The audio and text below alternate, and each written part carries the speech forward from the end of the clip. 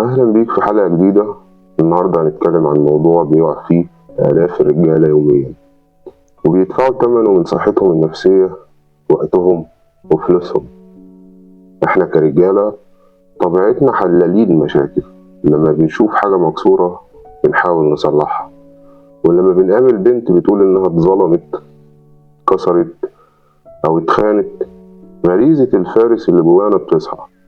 بنفتكر إننا لو قدمنا لها الحب والأمان اللي هي مفتقداه هتبقى ممتنة لينا طول العمر. لكن في عالم الريد بيل والواقعية الذكورية، الحقيقة مرعبة ومختلفة تماما. الارتباط بالبنت المجروحة هو انتحار عاطفي بطيء. النهاردة هنفكك ليه دور المنقذ هو أكبر فخ ممكن تقع فيه، وليه البنت المكسورة هي في الحقيقة قنبلة موقوتة في حياتك. يعني ايه الرجل الضمادة؟ الضمادة وظيفتها انها توقف النزيف لحد ما الجرح يلم، وبعدين بتترمي في الزبالة. ده بالظبط اللي بتعمله البنت المجروحة من غير ما تحس. البنت اللي لسه طالعة من علاقة مدمرة، أو اللي شايلة تروما من الإكس، بتبحث عن ملجأ. هي مش بتدور على حب، هي بتدور على مسكن آلام. انت هنا بتبذل مجهود خرافي عشان تثبت لها ان مش كل الرجالة زي بعض. بتسمع قصصها الحزينة لساعات، بتمسح دموعها، بتدعمها ماديا ومعنويا. انت فاكر انك بتبني رصيد، لكن الحقيقة انت بتبني تعلق مرضي. مشكلة انك كده بتلعب دور المحلل النفسي او الثيرابي او الدكتور النفسي، مش دور الرجل المهيمن. وفي اللحظة اللي بتتحول فيها لمعالج، الانجذاب الجنسي والأنثوي تجاهك بيموت. الست لا يمكن تنجذب لراجل هو مناديل ورق لدموعها. دي واحدة من أسى قواعد الريد بيل. الرجل الجيد يدفع فواتير الرجل السيء. فكر فيها كده. هي ادت الإكس أحلى مشاعرها، شغفها وطاقتها، وهو عاملها وحش أو خانها. دلوقتي هي جايالك أنت بقايا إنسان، هي جايالك وهي بقايا إنسان.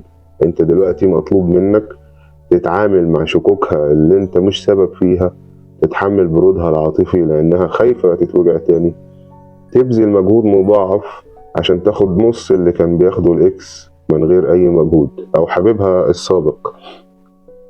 سؤالي ليك يا صديقي، ليه ترضى بمنتج مستعمل ومعيوب وبيدفعك تمن الزيرو؟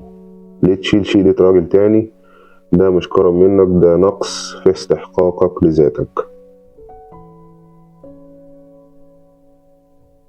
نيجي بقى للمرحلة اللي بتوجع أكتر، هي مرحلة التعافي. تخيل بقى إنك نجحت وفضلت جنبها لحد ما الجرح لم وبقت كويسة وبدأت تضحك وترجع تثق في نفسها تاني. بفضلك تفتكر ايه اللي هيحصل؟ انت بالنسبة لها بقيت فترة سودة في حياتها. انت الشخص اللي شافها وهي بتعيط وهي منهارة وهي مش في كامل أناقتها. بمجرد ما تستعيد قوتها، الهايبر جامي عندها هيتحرك. هتبدأ تبص راجل جديد ما تعرفش عنه حاجة، راجل يحسسها انها بنت قوية وجميلة، مش بنت مجروحة ومحتاجة شفقة. هنا بقى انت هتحس بالصدمة، هتقول انا ضحيت عشانها، والرد ببساطة محدش طلب منك تضحي. انت اللي اخترت دور المنقذ في الوقت اللي كان لازم تختار فيه نفسك. عشان تحمي نفسك لازم يكون عندك رادار شغال. علامات البنت دي واضحة جدا. كلام كتير عن الإكس سواء بالحب أو بالكره، المهم إنه لسه شاغل مساحة في عقلها. عقلية الضحية دايما هي المظلومة في كل حكاياتها، مفيش مرة غلطت في حق حد. وعندها الاحتياج الزائد، بتبحث عن اهتمام 24 ساعة كنوع من التعويض. وعندك طبعا الشيت تيست أو الاختبارات الصعبة، تختبر صبرك ورجولتك بشكل مرضي عشان تتأكد إنك مش هتمشي زي اللي قبلك.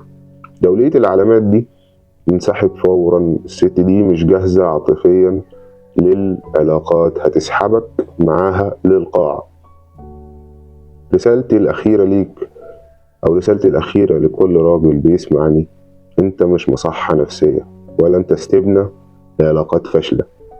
الراجل ذو القيمة العالية بيدخل علاقة عشان يستمتع ويضيف لحياته، مش عشان يشيل هموم حد تاني.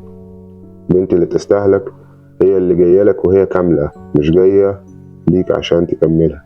هي اللي جاية معاها سلامها النفسي مش مشاكلها النفسية. ركز على نفسك، ابني مستقبلك، جسمك وعقلك، ولما تختار اختار اللي تكون إضافة لعرشك مش عبء على كتافك. لو عجبك المحتوى ده ما تنساش تشترك في القناة وتشاركنا تجربتك في التعليقات. هل كنت في يوم الرجل الضمادة والرجل المنقذ؟ وإيه اللي حصل معك؟ أشوفكم في الحلقة اللي جاية. سلام.